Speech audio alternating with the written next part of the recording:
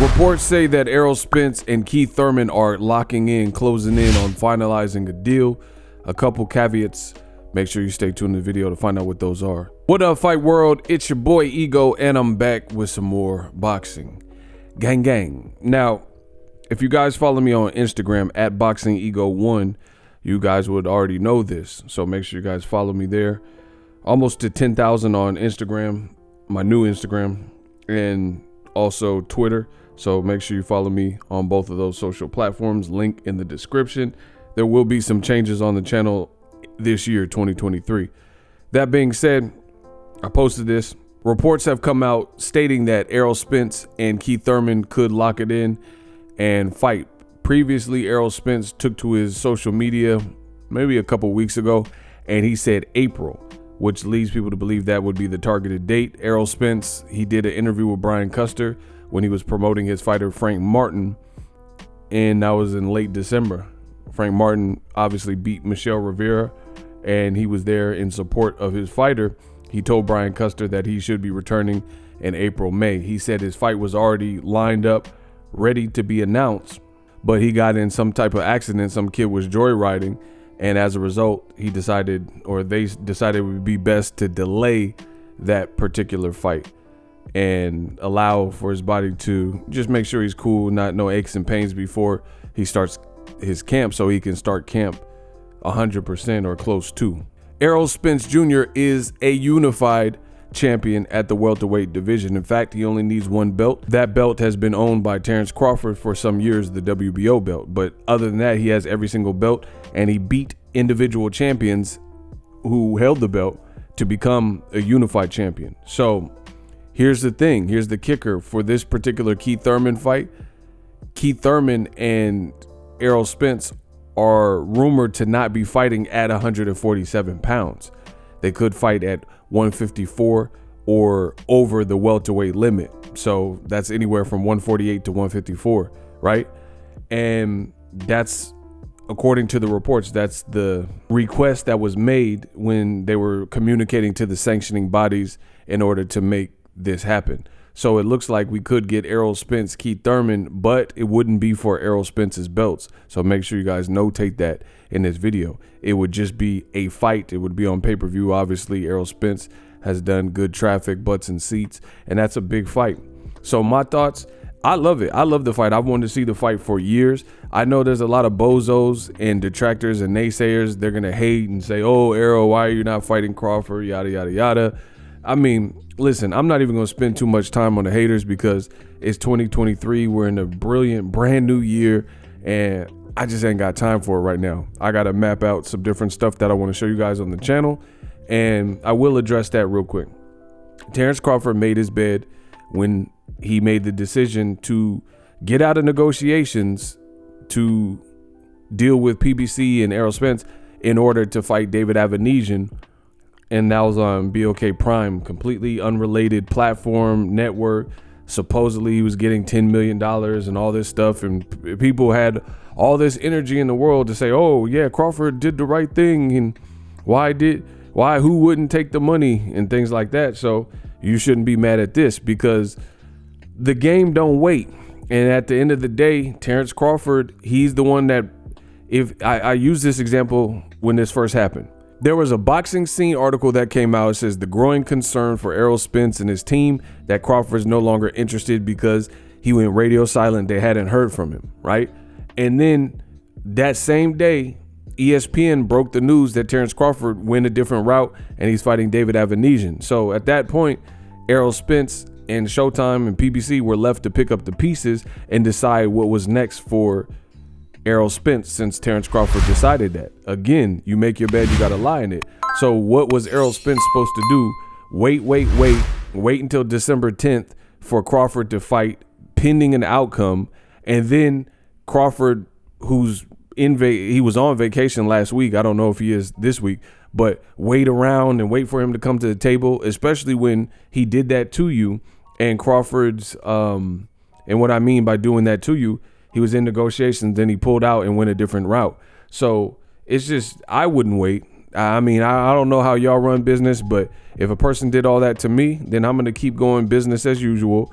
and I'm going to work on what's next for me. And that's what they did. And Errol Spence confirmed that when he did that interview with Brian Custer by saying that I was ready to announce the fight already, but based on that accident, we decided to postpone it a little bit. So it sounds like these are plans in the making. These things don't happen overnight. So that means there's preparation that is being done. Like even the Terrence Crawford, Errol Spence, even though we didn't get the fight, that was like 6-8 months of planning and trying to negotiate. It just so happens that I believe Crawford is not realistic.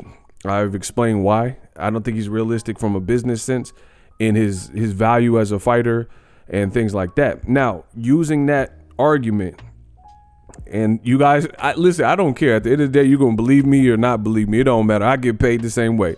But I will say this. The bad news for Terrence Crawford is the haters are going to hate and say, oh, why is he fighting Keith Thurman? And, you know, some would probably even say Errol ducked Crawford, who went a different route, whatever. But here's the bad thing for Crawford. If you didn't like the offer, you said you agreed to everything, but you then didn't sign it. But whatever the case is, the offer wasn't to your liking fully to the point where we didn't get Errol Spence and Crawford fight. Errol Spence is doing yet another power move because guaranteed this will be a big fight. I think it'll do great attendance numbers. You've seen Tank Davis just set a record for his last fight in DC. So PBC clearly has a strong hold on the game and got the game in a chokehold. They're making pertinent business moves. Like, who knows? I mean, I can't confirm this. I don't know. This is just speculation. But the only person who said that they wouldn't fight Errol in Texas was who? Terrence Crawford, right? Keith Thurman didn't say that. Ugas fought him there. Danny Garcia fought him there. Mikey Garcia fought him there, right? The only person that I can recall, and Crawford said it on the Porterweight podcast, he said he wouldn't fight Errol in non-neutral territory like Texas. So that being said, they could very well put this fight in Texas. Errol Spence, that's his home state. This is his homeland. So that's a big fight. And you can, if the Ugas fight did 39,000, 40,000 people, and Mikey did 51,000, Keith Thurman is a big name. He's only has one loss to Manny Pacquiao, a legend, Hall of Famer. And at the end of the day, this will be another big fight, another cap in the hat, which further pushes Crawford down and suppresses Crawford at the negotiating table. Because we all know, I don't care what no one says, we know the David Evanesian promotion wasn't a success. We know it didn't do phenomenal numbers or anything like that. So as a result, Errol Spence, who's already A-side and already in the driver's seat, he's going to have his most recent fight. If this is true and he fights Keith Thurman, he's going to have, again, a bigger event and another better, higher grossing event than Terrence Crawford does in his last fight. And here's the other thing. If he's fighting Keith Thurman, let's say April or May, that's the 4th month of the year, the 5th month of the year. So we're already halfway through the year at that point. And Crawford, for the last 4 years, has only been fighting one time a year at the end of the year. So what is Crawford going to do in the meantime?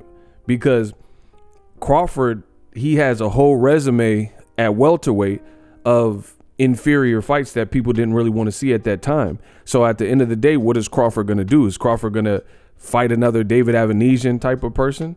Because Virgil Ortiz and Stanionis, that fight got postponed. So they're pushing that fight back. And Errol Spence, if he fights Keith Thurman, they're locked up. So who is Crawford going to fight? You know, it's just, it doesn't make sense for Crawford. And this is the decision he made because, like, let's say Ugas, that's a good name, but Ugas beat you in the amateurs and is still an Al Heyman guy and still PBC guy. So to get to Ugas, you got to go through Al Heyman and PBC, which you should have done from the beginning. But Crawford chose a different path. And now I think it pushes him further out of the driver's seat and ensures that Errol Spence is the A-side. Boom. And I'm out. A lot of people ask me what I use to create content. Things like YouTube thumbnails that generate thousands of views. For the first time ever, the cat is out of the bag. I use Canva Pro. But Canva Pro is so much more than a YouTube thumbnail maker. Use Canva Pro to curate content for YouTube, TikTok, Instagram Reels, Instagram Stories, and a whole lot more. Flyers, flowcharts, you name it. with Canva Pro. Click the affiliate link in the description to get Canva Pro. Many features, elements available to you.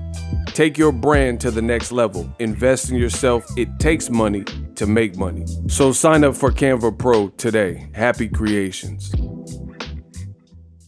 Introducing Super Thanks. Right here on the official Boxingego YouTube. Super Thanks allows you, the viewers, to show a little bit of extra gratitude, which enables me as a full-time content creator to push out the content you need in the world of boxing. Underneath all the videos, you will see a heart with a $sign in it. You can enter any amount that you find suitable as a super thanks. A brand new, interactive, and colorful way to get your comments highlighted and noticed by not only myself, but other people on the YouTube platform. Super thanks, a unique and cool way to show and applaud us full-time content creators. Hopefully you guys enjoy the content. Super thanks.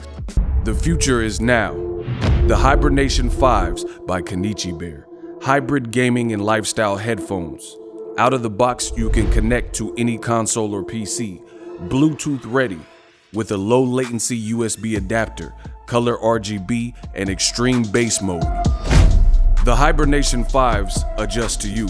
Whether you need a gaming, travel, gym, or lifestyle headphones, the Hibernations got you covered.